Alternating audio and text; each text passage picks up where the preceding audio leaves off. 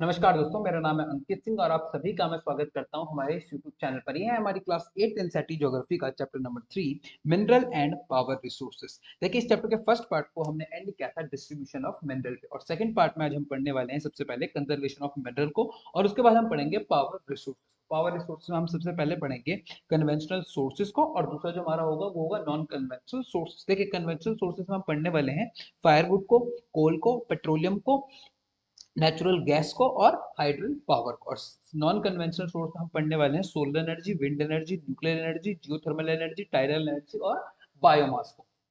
तो चलिए, आज का हमारा पहला टॉपिक शुरू करते हैं, कंजर्वेशन ऑफ मिनरल। ठीक है, minerals are non renewable resource. देखिए, हमने कल ही पढ़ा था मिनरल्स क्या है, non renewable source of energy. ठीक है, इनको बनने में क्या लगता है, थाउजेंड ऑफ ईयर्स लग जाते हैं। ठीक है, एंड कंसंट्रेशन ऑफ मिनरल, ठीक है, the rate of formation is much smaller than the rate at which human consume these minerals. देखिए, जिस रेट से हम कंज्यूम कर रहे हैं मिनरल्स को, उस उसी उसी रेट से जो मिनरल्स है वो बन नहीं रहे हैं। उसी रेट से मिनरल्स जो है वो बनते नहीं है। मिनरल्स को बनने में बहुत ज्यादा समय लगता है, और हम बहुत जल्दी समय में ही इन्हें क्या कर लेते हैं, कंज्यूम कर लेते हैं। ठीक है, now it is necessary to reduce the wastage in the process of mining. देखिए, हमें माइनिंग के प्रोसेस में जो वेस्टेज होती है मिनरल्स की, इसे क्या करना होगा, रिड्यूस करना होगा। अगर हम इसे रिड्यूस नहीं करेंगे तो ये बहुत जल्दी क्या हो जाएंगे, खत्म हो जाएंगे ये जो मिनरल्स है। ठीक है, recycling of metals in another way in which the mineral resources can be conserve. देखिए, मिनरल्स का जो हम मिनरल्स को हम क्या कर सकते हैं, रिसाइकल भी कर सकते हैं। ठीक है,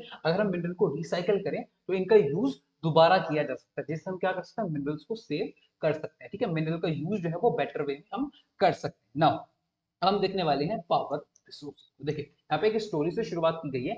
Sunny mother begins her day by switching on the geyser. देखिए, सनी की जो मदर है वो उसकी दिन की शुरुआत कैसे होती है, वो सबसे पहले अपना गीजर जो है वो ऑन करते हैं, वाटर गीजर जो है वो ऑन करते हैं। ठीक है, तो उसके बाद क्या होता है, सनी की she iron Sunny school uniform, वो सनी की जो स्कूल यूनिफॉर्म है उसको आयरन देती है। ठीक है, आयरन करती है उसको। ठीक है, यूनिफॉर्म वॉकिंग हिम अप, ठीक है, उसको उठाती है, वेकिंग अप। ठीक है, she then rushes to the kitchen to prepare a glass of orange juice for him in the blender. देखिए, उसके बाद वो क्या करती है, उसके लिए ऑरेंज जूस बनाती है, और वो ऑरेंज जूस किसमें बनाती है, ब्लेंडर में उसके लिए ऑरेंज जूस बनाती है। ठीक है, Sunny have you finish taking bath, उसकी मदर उससे पूछती है तुमने बात फिनिश कर लिया है, come and have a breakfast. ठीक है, वो उसको बोलती है आओ और अपना ब्रेकफास्ट कर लो। ठीक है ना, उसकी मदर जो है वो ब्रेकफास्ट किसमें बना रही थी, वो गैस स्टोव में उसका ब्रेकफास्ट बना रही थी। ठीक है ना, while going to the school, देखिए जब सनी जो है वो स्कूल जाता है तो वो भूल जाता है कमरे की लाइट को, अपने रूम की लाइट को ऑफ करना भूल जाता है। तो उसकी मदर जो है वो बाद में उस लाइट को क्या करती है, ऑफ करते हैं। ठीक है ना, but its dependency or more and more on gadget, all which may consume energy, has led a vital gap between the demand and the supply। तो सनी की जो मदर है वो सोचती है कि सिटीज में लाइफ तो इजी है, लेकिन जिस तरीके से हम एनर्जी को यूज कर रहे हैं, ठीक है, जिस तरीके से हम एनर्जी को यूज कर रहे हैं, इससे गैप क्रिएट हो रहा है बिटवीन डिमांड एंड सप्लाई। देखिए, डिमांड तो ज्यादा है लेकिन सप्लाई उतनी है नहीं। ठीक है, मिनरल्स तो लिमिटेड है, और हमारी जो डिमांड है वो क्या हो रही है, धीरे धीरे बढ़ती जा रही है, जिसकी वजह से क्या हो रहा है, एक गैप क्रिएट हो रहा है डिमांड और सप्लाई के बीच का। ठीक है, with the advent of science and technology, the lifestyle are changing very fast. देखिए, जब से साइंस एंड टेक्नोलॉजी आई है तो क्या हो रही है, लाइफ जो लाइफ है वो क्या होती जाती है, धीरे धीरे चेंज होती जा रही है। ठीक है, पावर और energy plays a vital role in our life. देखिए, पावर और एनर्जी क्या करते हैं हमारे लाइफ में, क्या करती है, एक वाइटल रोल प्ले करते हैं। ठीक है, देखिए अगर लाइट नहीं होगी तो मैं ये जो वीडियो आपके लिए बना रहा हूँ इसे क्या नहीं कर पाऊंगा, रिकॉर्ड नहीं कर पाऊंगा। क्यों, मेरे लैपटॉप को चलाने के लिए मुझे क्या चाहिए, एनर्जी चाहिए। वो एनर्जी मैं आपको कैसे प्रोवाइड कर रहा हूँ, वो एनर्जी में कैसे यूज कर रहा हूँ, अपने लैपटॉप को चार्ज करके उस एनर्जी से अपने लैपटॉप से रिकॉर्ड कर रहा हूँ। ठीक है, now we also need power for industry, कि हमें इंडस्ट्री के लिए भी पावर चाहिए। इंडस्ट्री में कोई भी काम हो, मैन्युफैक्चरिंग हो, उसके लिए हमें क्या चाहिए, एनर्जी चाहिए। ठीक है, तभी तभी हमारी इंडस्ट्रीज चल पाएंगी जब हमारे पास पावर और एनर्जी हो। ठीक है, एग्रीकल्चर में हमको क्या चाहिए, एनर्जी चाहिए। ठीक है, नाउ ट्रांसपोर्ट में चाहिए, कम्युनिकेशन एंड डिफेंस में हमें क्या चाहिए, पावर एंड एनर्जी की हमें क्या है, जरूरत होती है। ठीक है, पावर रिसोर्सेज में भी ब्रॉडली कैटेगराइज। देखिए, अब पावर रिसोर्सेज को हम एक कैटेगरी में दो कैटेगरीज में डिवाइड करेंगे, conventional source and non conventional source. ठीक है, नाउ अब आ जाते हैं हम सबसे पहले कन्वेंशनल सोर्स के बारे में। ठीक है, कन्वेंशनल सोर्स होते क्या, और इस टेबल को हम कन्वेंशनल सोर्स खत्म होने के बाद डिस्कस करेंगे। ठीक है, conventional source of the energy are those which have been common use for long time. देखिए, कन्वेंशनल सोर्स वो हैं जिनका यूज बहुत समय से कॉमन तरीके से यूज होता आ रहा है, बहुत पुराने समय से जिनका हम इस्तेमाल करते आ रहे हैं, जो कॉमन यूज में इस समय प्रेजेंट में जिनका हम यूज कर रहे हैं, ठीक है। Firewood and fossil fuels are the two main conventional source of energy. Firewood और फॉसल फ्यूल्स दो क्या है, main conventional source of energy है, ठीक है। सबसे पहले हम बात करते हैं फायर वुड की, ठीक है। It is widely used for cooking and heating. देखिए इसका यूज बेसिकली किस चीज के लिए होता है, कुकिंग के लिए और हीटिंग के लिए होता है, ठीक है। In our country more than 50% of the energy is used by villagers comes from firewood. देखिए विलेज में जो एनर्जी कंज्यूम होती है उसका 50% एनर्जी कंज्यूम होती है वो बेसिकली कहाँ से हो रही है, फायरवुड से ही हो रही है, right. Now remains of the plant and animals which are buried under the earth of the millions of years got converted by the heat and pressure into fossil fuels। देखिए जो रिमेन्स थे plant और animals के, ठीक है, अर्थ के अंदर जब वो दबे और उन पर हीट और प्रेशर लगा तो वो किस में कन्वर्ट हो गए, फॉसल फ्यूल में कन्वर्ट हो गए, ठीक है। Now fossil fuel such as coal, petroleum and natural gas are the main sources of conventional energy. देखिए कोल, पेट्रोलियम और नेचुरल गैस क्या है, main source of conventional energy है, ठीक है। Now the reserves of this mineral are limited. देखिए इनके जो रिजर्व्स हैं वो क्या है, लिमिटेड है। इसका मैं आपको एक एग्जांपल बताता हूँ कैसे लिमिटेड है। देखिए पाकिस्तान का एक प्रोविंस है बलूचिस्तान प्रोविंस, ठीक है। वहां पर एक टाइम पर बहुत सारी नेचुरल गैस हुआ करती थी और कोल हुआ करता था, ठीक है। तो पाकिस्तान के लोगों ने उसको इतना यूज किया, उस नेचुरल गैस का इतना यूज किया कि वहां पर फ्री में नेचुरल गैस लोगों को दी जा रही थी एक दौर में, ठीक है। और वहां पर धीरे धीरे क्या होगी, वो नेचुरल गैस खत्म हो गई और आज के टाइम पे पाकिस्तान के अंदर नेचुरल गैस की बहुत ज्यादा कमी है, उनको इंपोर्ट करनी पड़ती है अब नेचुरल गैस। लेकिन पहले क्या थी, उनके पास थी तो उन्होंने इतना ज्यादा यूज किया कि अब वो क्या हो गई, एकदम से खत्म हो गई, ठीक है। इसलिए क्या कहा जा रहा है, the reserves of this minerals are limited, ठीक है। The rate at which growing world population is consuming them is far greater than the rate of their formation. देखिए जिस तरीके से वर्ल्ड की पॉपुलेशन बढ़ रही है और वर्ल्ड की पॉपुलेशन की डिमांड जिस तरीके से बढ़ रही है इन मिनरल्स के लिए, उतनी ही तेजी से जो ये मिनरल्स हैं इनका डेवलपमेंट नहीं होता है, जिसकी वजह से क्या हो रहा है, एक गैप क्रिएट हो रहा है बिटवीन सप्लाई एंड डिमांड, ठीक है। Now so these are likely to be exhausted soon. अगर इसी तरीके से इनकी डिमांड बढ़ती रही, ठीक है, इनकी डिमांड बढ़ती रही और सप्लाई घटती रही, इनके जो ये रिसोर्सेज हैं ये कम होते रहे तो क्या हो जाएंगे, एक दिन ये रिसोर्सेज जो है वो खत्म हो जाएंगे, ठीक है। यहाँ पे एक फोटो भी दी हुई है, a woman carrying firewood in north east India. Now अब आ जाते हैं हम कोल पे, ठीक है। This is the most abundantly found fossil fuel. देखिए आपको बहुत जगहों पर ये क्या मिल जाएगा, ये फॉसिल फ्यूल आपको मिल जाएगा, ठीक है। It is use as domestic fuel. इसका यूज कहाँ पे होता है, डोमेस्टिक फ्यूल में होता है। Industries such as iron and steel. देखिए आयरन और स्टील इंडस्ट्री में कोल का यूज बहुत बड़ी तादाद में होता है, बहुत इंपॉर्टेंट सोर्स ऑफ एनर्जी है coal for the steel and iron and steel industry, ठीक है। Steam engine and to generate electricity, steam engine में होता है और इलेक्ट्रिसिटी जनरेट करने के लिए कोल का यूज होता है। कोल का यूज जब इलेक्ट्रिसिटी बनाने के लिए हम करते हैं ना, इसको हम बोलते हैं थर्मल एनर्जी, ठीक है। Electricity from coal is called thermal energy, ठीक है। तो coal which are use today are formed million of years ago, ठीक है। ठीक है जो आज जिस कोल का आज हम यूज कर रहे हैं ना बेसिकली, वो आज से मिलियंस ऑफ इयर्स पहले बना होगा, ठीक है। When giant forms and swarms got buried under the layers of earth, ठीक है। नाउ अर्थ के अंदर क्या बनेंगे, जो इनके रिमेन्स रहे होंगे ना, प्लांट और एनिमल्स के रिमेन्स, जब वो दबे होंगे, ठीक है, दबे होंगे तो उसकी वजह से उस पर हाई हीट और प्रेशर लगा और उसके बाद क्या बन गए, ये कोल, और कोल उससे कोल बना, ठीक है। Now coal is therefore referred to as buried sunshine. Coal को हम क्या क्या बोल देते हैं, बरीड सनशाइन भी हम कोल को बोलते हैं, ठीक है। देखिए अब जो कोल के लीडिंग प्रोड्यूसर्स हैं वर्ल्ड में वो कौन कौन से हैं, चाइना है, यूएसए है, जर्मनी है, रशिया है, साउथ अमेरिका है और फ्रांस है, ठीक है। अब इंडिया में कोल कहाँ कहाँ पर प्रोड्यूस होता है, ठीक है, रानीगंज में होता है, झारिया में होता है, धनबाद में होता है एंड बोकारो इन झारखंड। यहाँ पर इंडिया में क्या मिलता है, कोल आपको मिल जाता है, ठीक है। नाउ ये देखिए यहाँ पर एक व्यू दिया हुआ है थर्मल पावर स्टेशन का, ठीक है। आपको एक बताता हूँ, थर्मल पावर स्टेशन मैंने खुद देखा था एक बार, मैं विजिट भी किया है मैंने थर्मल पावर प्लांट को, वो भटिंडा में मैंने देखा था, वो थर्मल पावर प्लांट था। नाउ अब आ जाते हैं हम पेट्रोलियम, ठीक है।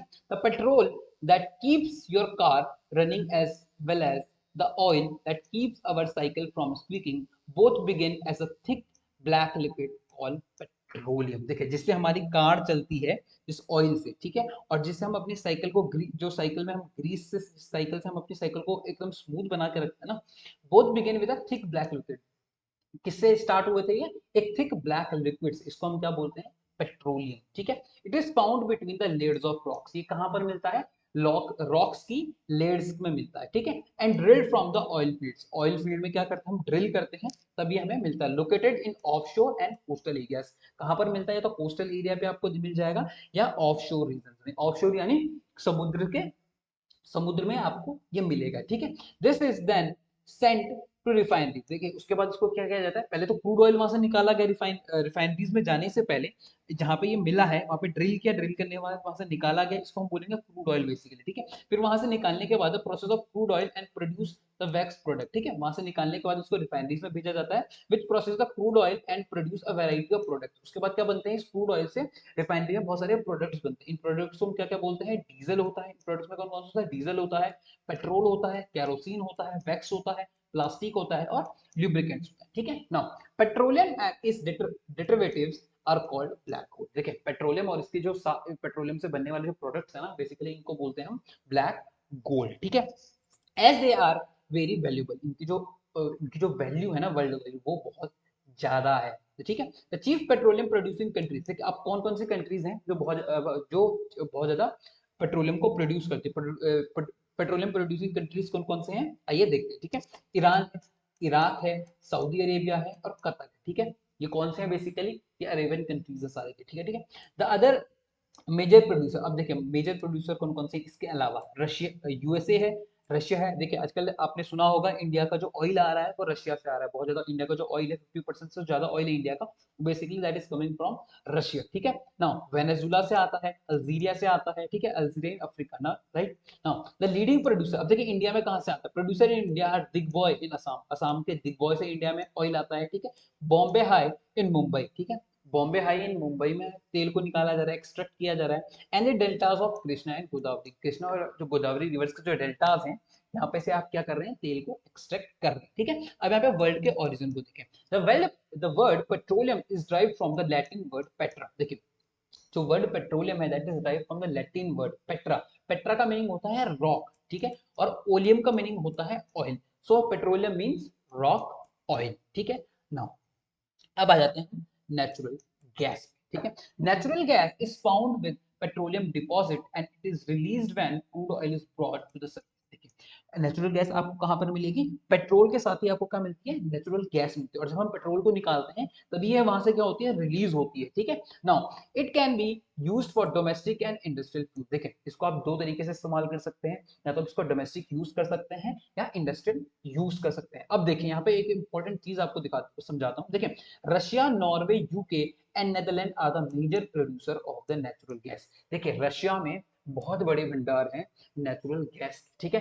रशिया के अलावा कहाँ कहाँ पर है, नॉर्वे है, यूके है और नेदरलैंड है, ठीक है। देखिए रशिया यूक्रेन वॉर से पहले काफी बड़ी अमाउंट में रशिया अपना जो गैस है, नेचुरल गैस है, इसको एक्सपोर्ट किया करता था पूरे यूरोप को, लेकिन जब से वॉर हुई है और रशिया पे सैंक्शंस लगे हैं, तब से रशिया ने क्या करना कर दिया है, रशिया की जो नेचुरल गैस है इस पर क्या कर लगा दिया गया, बैन लगा दिया गया है, और इससे एक संकट पैदा हो गया है यूरोप में क्राइसिस आ गया है नेचुरल गैस का। यूरोप में विंटर्स में यूरोप को हीट करने के लिए, गर्म रखने के लिए इस नेचुरल गैस का यूज किया जाता था, लेकिन जब से नेचुरल गैस कट ऑफ किया, नेचुरल गैस का जो कंजप्शन है यूरोप से बंद किया गया है, रशिया से बंद किया गया है, तो जो नेचुरल गैस की कीमतें हैं ना, वो पूरे यूरोप में बढ़ी हैं और बहुत तेजी से बढ़ी हैं, ठीक है। Now in India Jaisalmer, Krishna Godavari delta, Tripura and some areas of offshore in Mumbai have natural gas resources, देखिए इंडिया में कहाँ कहाँ पे है, जैसलमेर में आपको नेचुरल गैस मिल जाएगी, कृष्णा गोदावरी डेल्टा पे मिलेगी, Tripura and some areas of offshore in Mumbai have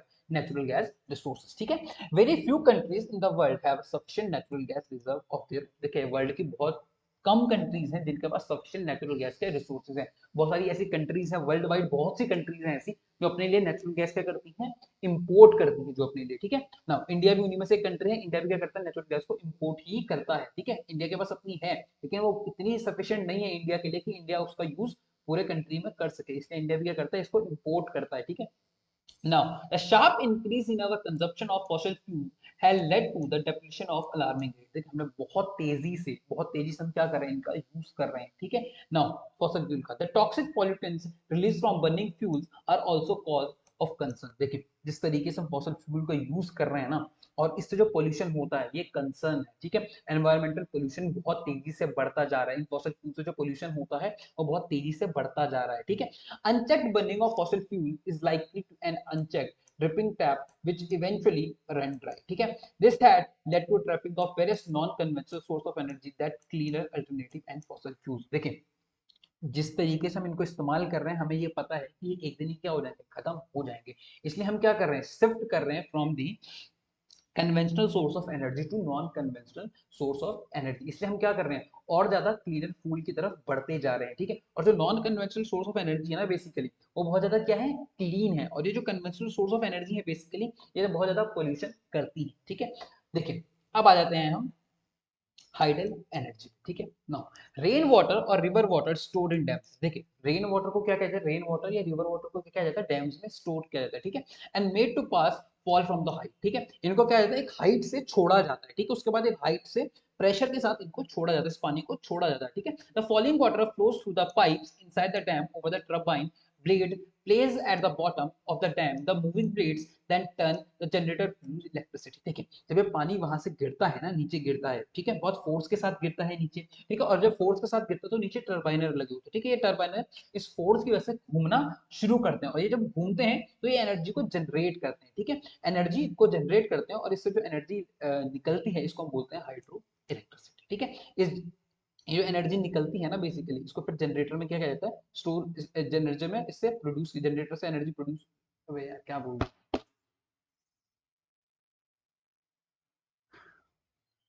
देखिए अब हमारा दूसरा टॉपिक है ना, अब हम देखेंगे हाइडल पावर को, ठीक है। Rain water and river water stored in dam, ठीक है। रिवर वाटर और जो रेन वाटर है इसको स्टोर किया जाता है डैम्स में, ठीक है। और डैम्स में स्टोर करने के बाद क्या किया जाता है, एक हाइट से और बहुत फोर्स के साथ इनको क्या किया जाता है, इस पानी को छोड़ा जाता है, ठीक है। इनको छोड़ा जाता है और उसके बाद क्या किया जाता है, dam over turbine plates place at the bottom of the dam the moving plate, ठीक है। जो टर्बाइन की जो ब्लेड्स होती है ना, इस फोर्स के साथ, जो फोर्स के साथ वाटर आता है, इस टर्बाइन की जो ब्लेड्स होती हैं वो घूमने लगती हैं, जिसकी वजह से क्या होती है, इलेक्ट्रिसिटी जनरेट होती है, ठीक है। और इसको हम बोलते हैं हाइड्रो इलेक्ट्रिसिटी, ठीक है।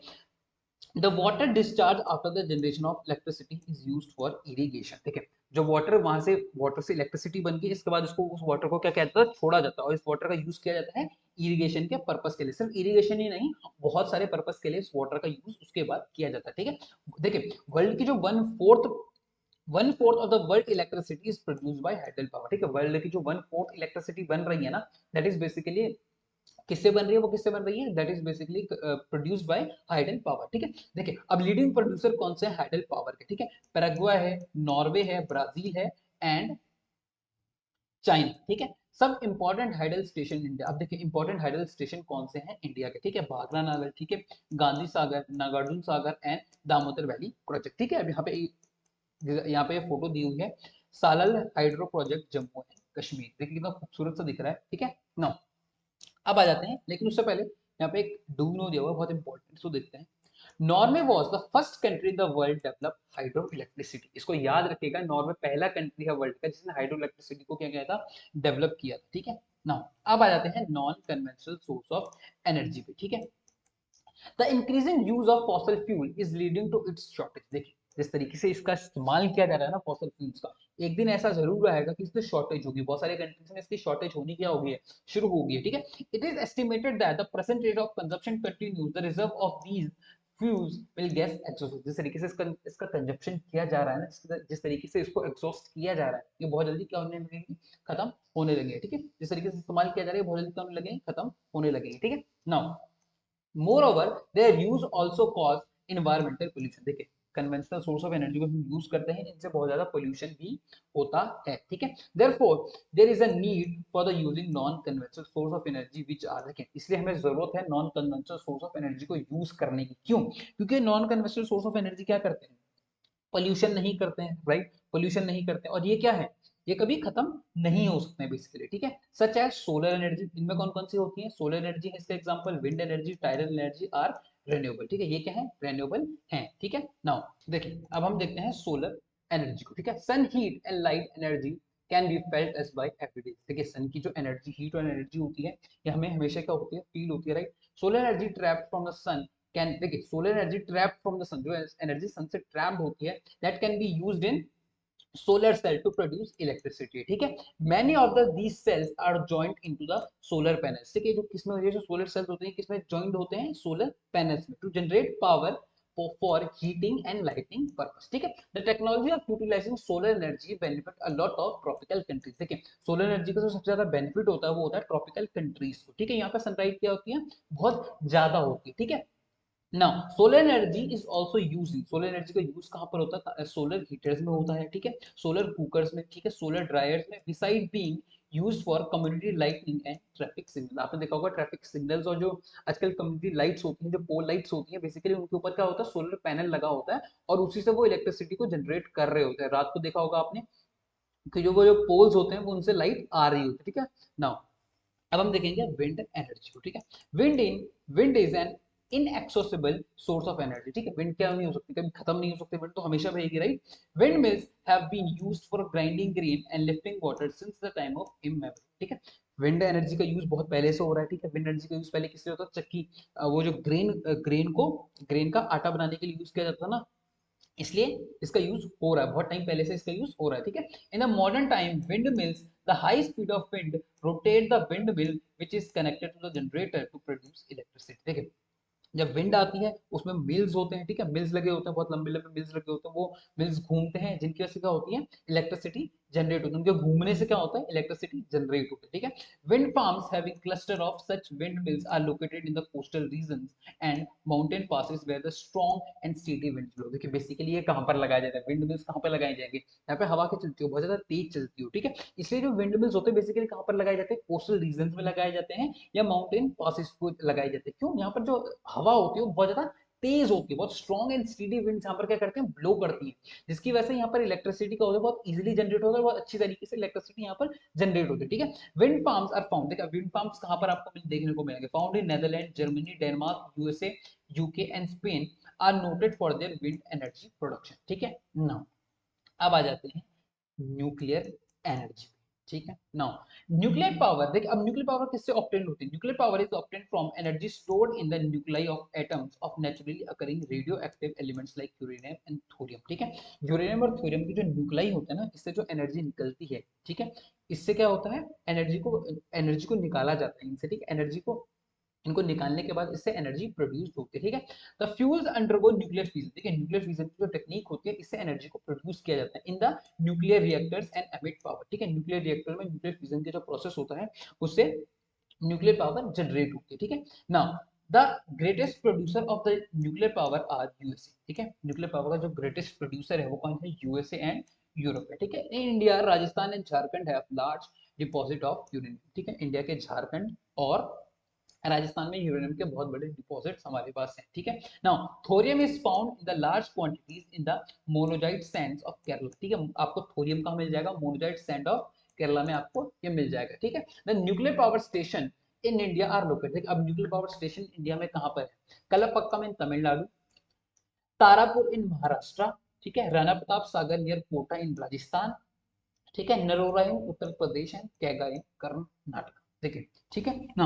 ये सोलर जो ये न्यूक्लियर पावर प्लांट्स हैं ये बहुत ज्यादा एनर्जी तो प्रोड्यूस करते हैं, लेकिन ये बहुत हार्मफुल भी होते हैं, ठीक है। अब मैं आपको बताऊंगा लास्ट में कैसे हार्मफुल होते हैं, ठीक है ना। अब आ जाते हैं हम जियो थर्मल एनर्जी, ठीक है ना। Heat energy obtained from the earth is called geothermal energy, देखिए अर्थ से जो एनर्जी प्रोड्यूस होती है उसको, उस एनर्जी को हम बेसिकली बोलते हैं जियोथर्मल एनर्जी, ठीक है। Now the temperature in the interior of earth rise steadily as we go deeper, देखिए जैसे अर्थ के अंदर हम नीचे जाते जाएंगे तो वैसे क्या बनेगा, टेम्परेचर जो है अर्थ का वो क्या बढ़ता रहेगा, बढ़ता रहेगा, ठीक है। Sometime this heat energy may surface itself in the form of hot spring, कई बार क्या होता है ये हीट एनर्जी स्प्रिंग के फॉर्म में बाहर निकलने लगते हैं, आपने देखा होगा कई बार गर्म पानी के जो झरने होते हैं वो नीचे से निकल रहे होते हैं, अर्थ की सरफेस से गर्म पानी निकल रहा होता है, तो इसे बोलते हैं बेसिकली हॉट स्प्रिंग, ठीक है ना। आपने अगर आप बद्रीनाथ टेम्पल गए होंगे तो आपने यहाँ पर ये हॉट स्प्रिंग देखा होगा, ठीक है। This energy can be use to generate power, ठीक है, इस एनर्जी का यूज कर सकते हैं टू जनरेट पावर, ठीक है। Geothermal energy is in the form of hot spring can be used for, ठीक है। अब जियोथर्मल एनर्जी जो हॉट स्प्रिंग के फॉर्म है इसका यूज हम किस चीज के लिए कर सकते हैं, हीटिंग के लिए कर सकते हैं, bathing for several several years, ठीक है। Now USA has the world's largest geothermal power plants followed by New Zealand. USA के पास क्या है, वर्ल्ड्स के लार्जेस्ट जियोथर्मल पावर प्लांट्स है, ठीक है, followed by New Zealand, Iceland, Philippines and Central America, ठीक है। In India geothermal plants are located in Manikaran in Himachal Pradesh and Puga valley in Ladakh. India में कहाँ पे है, हिमाचल प्रदेश के मणिकरण में और पूगा वैली इन लद्दाख, ठीक है। देखिए आज का हमारा जो लास्ट है दैट इज टाइडल एनर्जी, और लास्ट में हम पढ़ेंगे बायोगैस, तो ये दो हमारे लास्ट है, ठीक है। Energy generated from the tide is called tidal energy. देखें जो टाइड से, ज्वार भाटे से जो एनर्जी प्रोड्यूस की जाएगी उसको हम बेसिकली बोलते हैं टाइडल एनर्जी, ठीक है।